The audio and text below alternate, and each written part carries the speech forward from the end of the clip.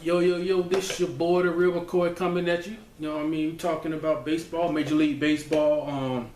Before we go any further, I just want to apologize, man. It's been a while since I had put out a video. I've been going to school, studying pre-law, getting ready to go prepare myself for law school and stuff like that. But just been busy with that, trying to further my education. You know what I'm saying? But doing that, but today we just want to apologize for that. But today we talking about Major League Baseball, talking about baseball. The 2014 regular season just came to an end. Now we getting ready for these for the two wild card games. You know what I mean? Should I say? And first of all, I just want to congratulate all the teams that made it. The Washington Nationals, #1 seed in the National League. They won the NL East, the National League East. The St. Louis Cardinals won the National League Central. They're always there. The Cardinals are like the San Antonio Spurs in the NBA and the basketball, or the Patriots in football. They're always that franchise. They're always there. You can lose Albert Pujols and still win the National League. You know what I mean? Losing to Allen Craig, losing to Allen Craig. You know what I mean? You can replace that guy and still win the Central. They're always going to be there. Congratulations to the LA Dodgers winning the National League West. Congrats to the Pittsburgh Pirates and the San Francisco Giants on playing in a wild card team. Then in the American League, you got the Anaheim or LA Angels. They have home field advantage in the American League. They won the AL West. Detroit Tigers, they won the AL American League Central on game 162, last day of the season. They won the Central. The Baltimore Orioles won the AL East, and the Kansas City Royals and the Oakland Athletics, they're the two wild card teams. So congratulations to everybody. Great season, great year. It was a lot of parity in Major League Baseball, which is good. Which is good for the fans, which is good for the players, the fans, because it keeps everybody involved. It gives all the players, it gives all the fans, it gives everybody hope. Hey, my team can get in, we can make it, which is a good thing. We don't have that 2009 New York Yankee team that was just so dominant. Everybody kind of knew, yeah, they're gonna win it. Or even the Red Sox last year in 2013, their offense was just so dominant. Everybody kind of figured that they would at least win the American League pennant. But they ended up winning it all, which didn't surprise too many people. But no, there's a lot of parity this year throughout baseball. Even in the postseason, even in the playoffs, just about any one of these teams could win. It can kind of flip a coin. Like, hey, this team, that team, and which is good, because it keeps the fans excited, the fan base, everybody, the players excited. Because anybody can really. There's no clear cut dominant team. Something like maybe on paper, the Dodgers should, win it all. The Nationals, but those, especially the Nationals, they kind of flame out, and the Dodgers, they don't always live up to expectation, live up to that hype sometimes. Maybe the hype is just too much for them. But parity is always good in sports, especially team sports. It keeps the fan base interested, keeps us watching, edge of your seats, because you don't know what's gonna happen. But one thing I like about Major League Baseball, or Bud Selig, he's the commissioner of Major League Baseball. One thing I like is that I love, actually, a lot of other fans agree with that. That he added the additional second wild card. I love that. That's exciting, because there used to be the 3 division winners and 1 wild card team, so that eliminated a lot of teams. You would know maybe by game 150, 140, 145, we're out, we're done. Now you got that second additional wild card team. That'll put maybe anywhere from 4 to maybe 8 other teams in the play up to the last, maybe game 158, 159, 160, or 162. This year I was kind of hoping for a 163, kind of like we had last year. I'm a Tampa Bay Rays fan. We kind of had a disappointing year. I definitely expected more from my Rays, but I definitely feel good for 2015. I think we'll be a playoff team next year. But in the Rays, they went into Texas last year for game 163 for the tiebreaker, to be in the wild card game when we went on and played Cleveland Indians in Cleveland for the wild card game. But there's no 163 games this year.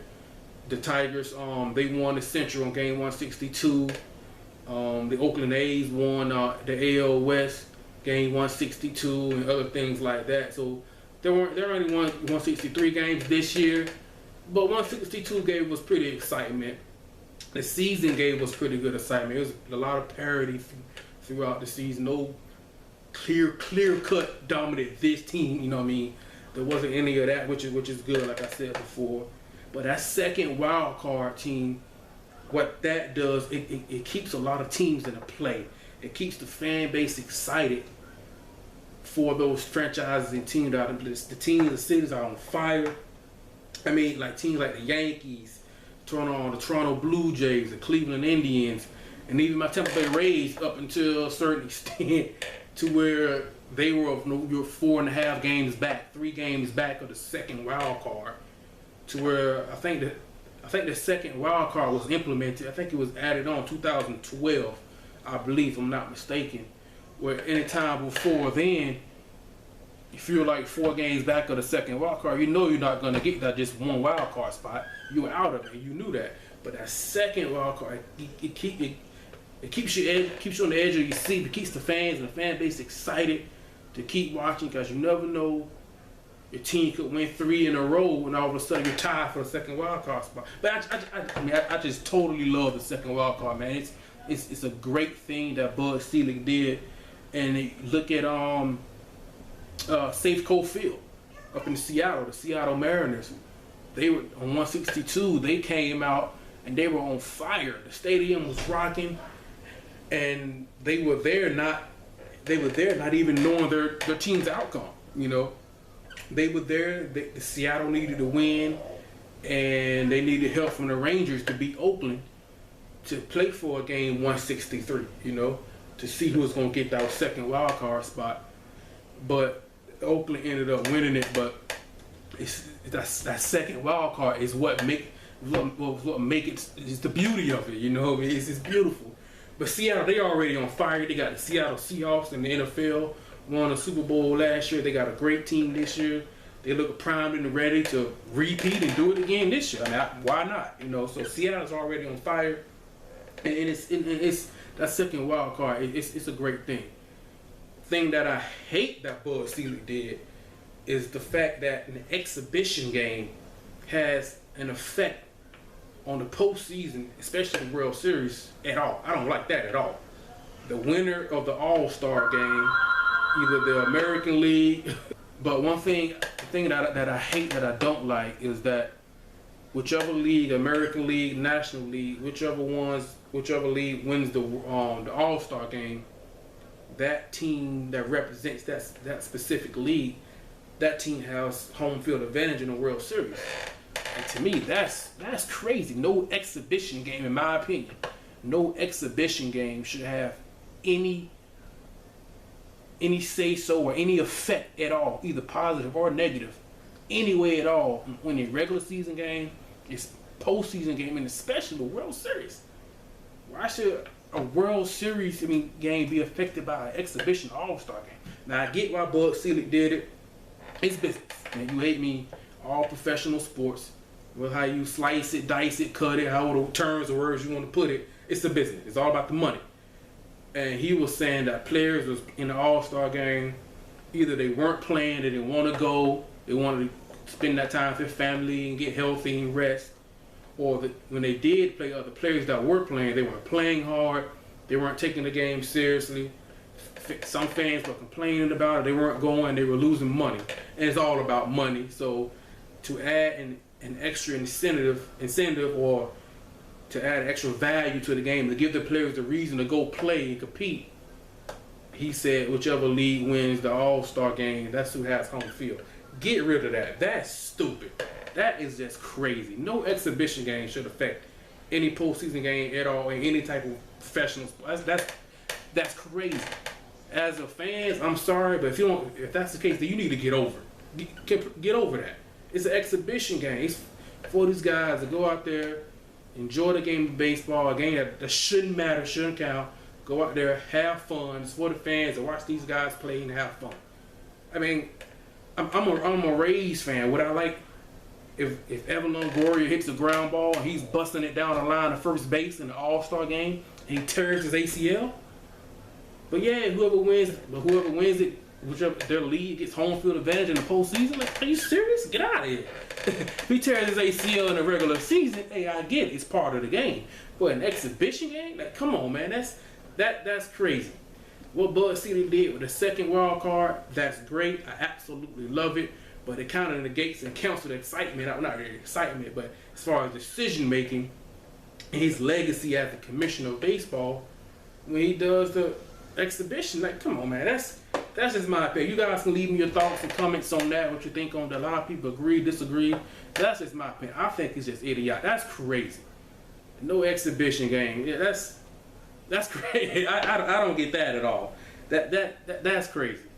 But anyway, enough of BuzzFeed. Let's talk about these the two wild card games. And Tuesday night we got at 8 o'clock. I think the first pitch is at 8:10, 8:07 p.m. Eastern Standard Time, something like that.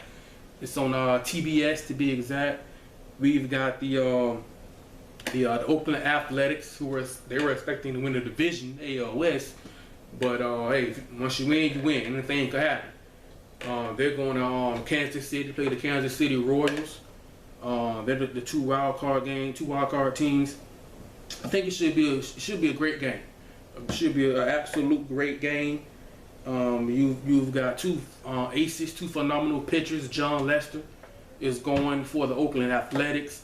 You've got big game James Shields on the mound for the Kansas City Royals. I mean, it's going to be phenomenal. It's going to be a phenomenal game.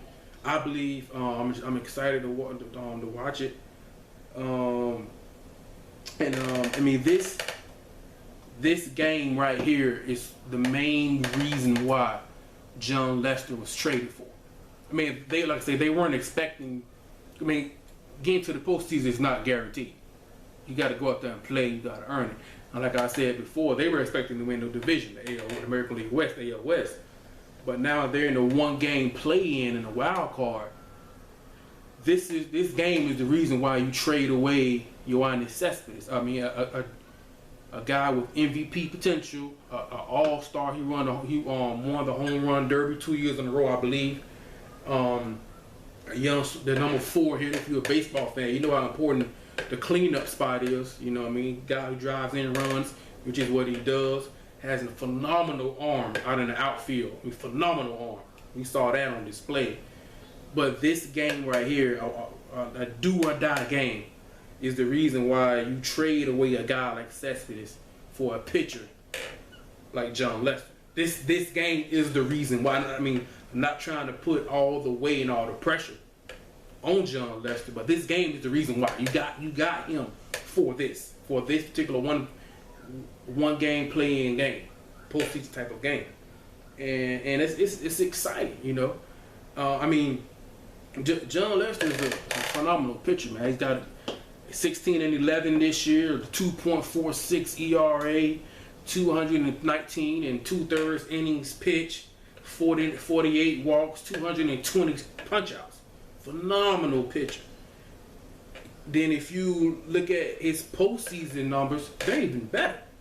I mean, I made a video prior at the trade deadline about the trades that were made, and you go back and look at that. But the deeper John Lester gets into the postseason, the better he pitches. His postseason numbers, they're phenomenal. They're great. 6-4 record, 2.35 ERA, 76 and 2/3 innings pitched, 16 walks, 71 punch-outs. If you go down from the ALCS, the World Series, the deeper it goes, the better he pitches. I mean, he's a playoff postseason type of pitcher. Great pitcher. He's great during the regular season. Don't get me wrong, but when it's postseason year, he buckles down. John Lester buckles down. Like I say, this is the game why he was brought here for this one game do or die. They traded for him. Now the fans are going to see, everybody's going to see, was this trade worth it? Or this could be a game where, man, we needed an offense, and we could have went with a Sonny Gray or somebody like that on the mound. and have Cespedes in the lineup. But I mean that's why you make trades. You don't know, and you'll find out here really soon. Then you got a big game James Shields on the mound. He had a very good year. 14-8 record, 3.21 ERA, pretty solid for a pitcher of his caliber. 227 innings pitched, 44 walks, 180 Ks, punch outs. Very good pitcher. Say, I'm a huge, I'm a Tampa Bay Rays fan, so I know all about Big Game James. He was Scott Kazmir was our ace, traded him away, and then he became our guy, Big Game James. Then we traded away Matt Garza, and it was him and David Price, and James Shields was our veteran guy. The guy all the other guys was looking up to. He set the tone. The work ethic was phenomenal. I mean, no complaints about that here. No complaints in the locker room with the guys. Great teammate guy. Great locker room guy, should I say. I mean, one thing two things about James Shields. His changeup is deadly. His changeup is filthy. To lefties or righties, he's getting swings and misses. His changeup is filthy. And other thing about James Shields, he's going to give you innings. He's going to pitch innings, 200 innings. Like I say, this year he pitched 227 innings. That's what he does. He's going to give you 6 2/3, 8 innings, and only giving up 3 runs or fewer. That's what James Shields does. I mean, he's not top 5, top 10 pitchers in the game, but consistency is what you can ask for. He is going to eat up innings. That's what he does. And it's going to be the AL Wildcard. I believe it's going to be a low-scoring game.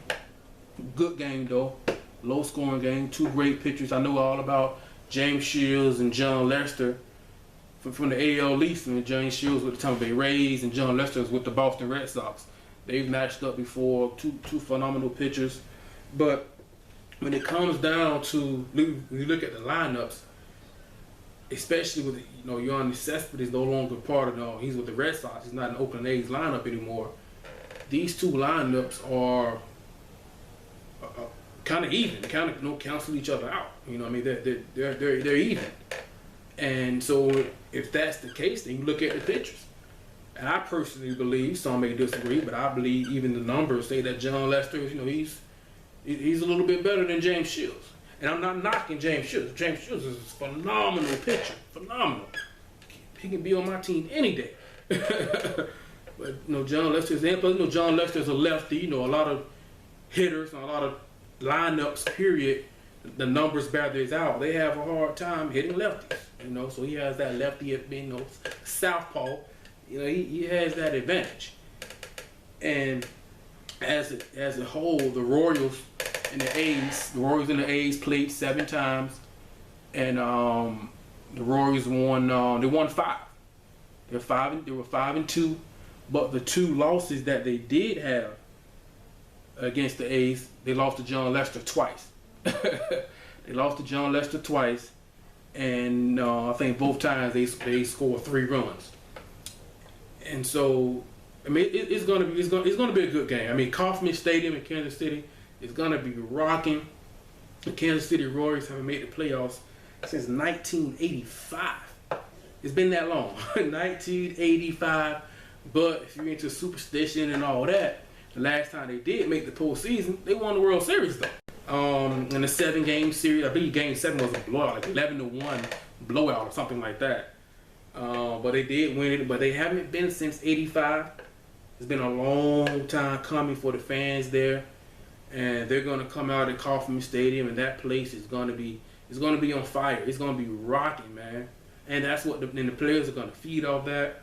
It's gonna be great, but unfortunately, I do have the Oakland A's winning. I've got the Oakland A's winning. I'm sorry. I got them winning 3-2. The game might even go to extra innings. But if it's the top of the ninth and the Royals have the lead, their closer, Derek Holland, he will shut it down.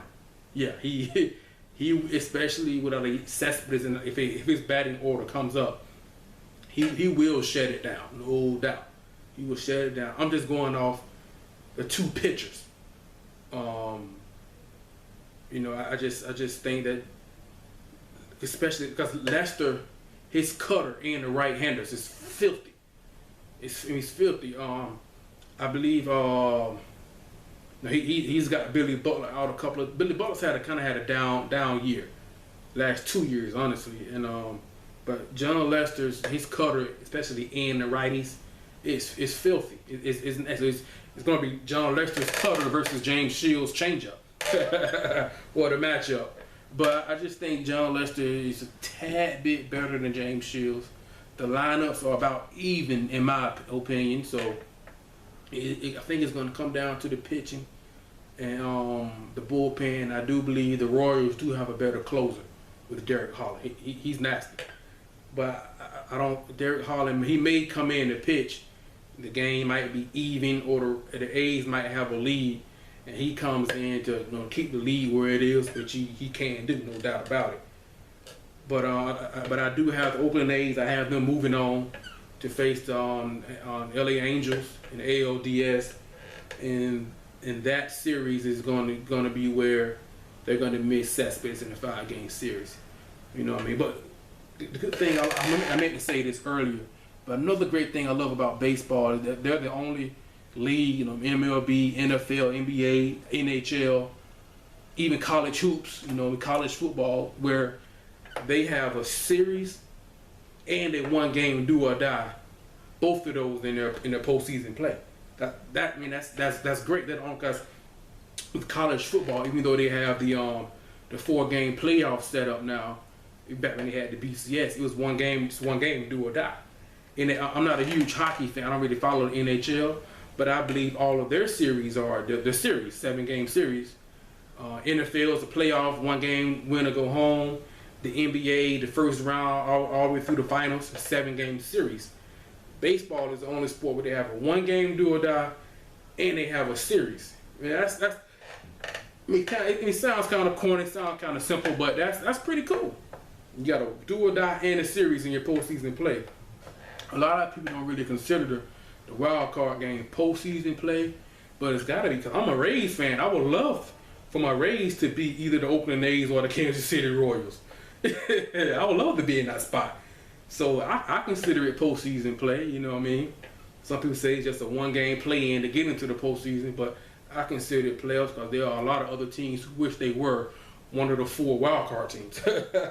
No doubt about that. But yeah, like I was saying, I do have Oakland A's moving on. I think they're going to win 3-2. The game might go to extras because the two teams are kind of evenly matched. So like I say, they played 7 times, and the Royals did beat them 5 out of the 7, which is good.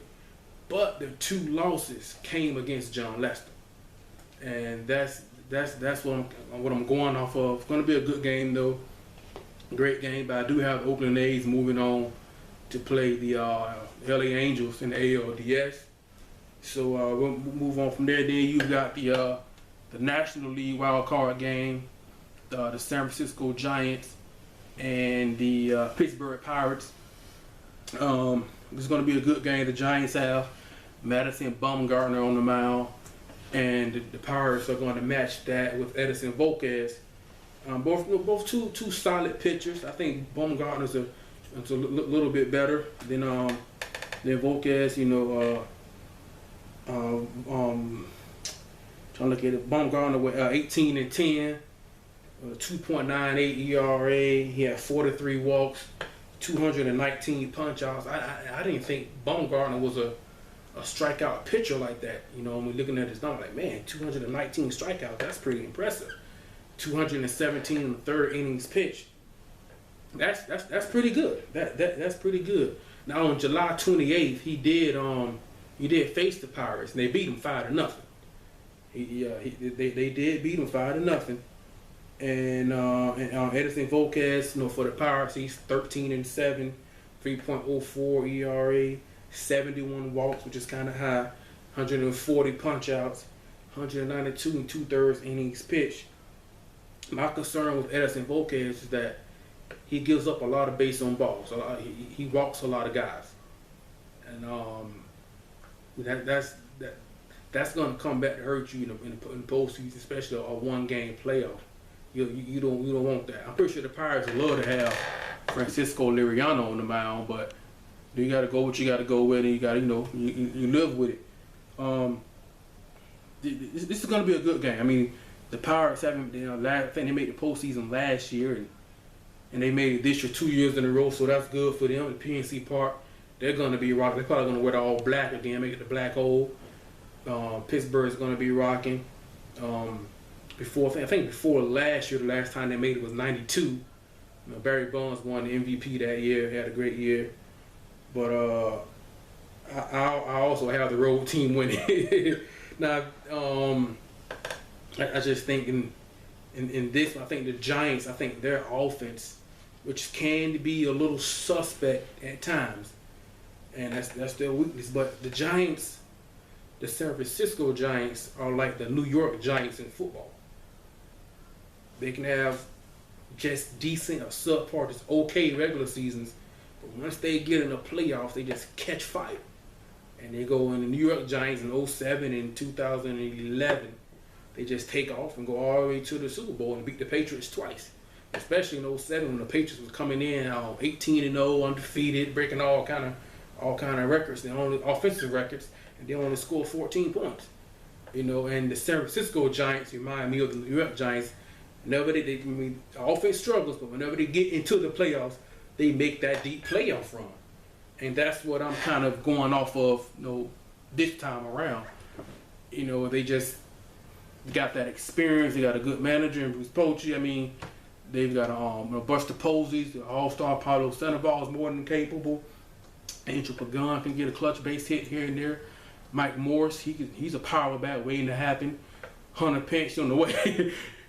He plays with his hair on fire. You know what he's going to do.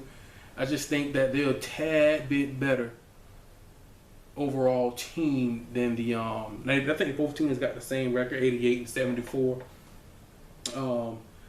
The Giants were 2-4 against the Pirates this year, and Madison Bumgarner did lose to the Pirates 5-0.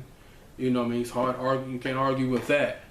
But I just think that the Giants are that just when the postseason comes around, they go on that run. They were down 2-0 in 2010, I believe. I can't remember the year. They were down 2-0 at home to the Cincinnati Reds, and they win 3 straight and go on to win the World Series. I mean, that's just what they do, and that's what I'm going off of as far as picking the wild card team. And I just think that I don't think this year they're going to go on that deep playoff run. But history tells me that whenever they do get to the postseason, get to the playoffs, they go on that run in LCS, World Series, and they're tough to put out. They've got that experience, they've got that championship pedigree, they've got that savvy, and they have actually a pretty good team.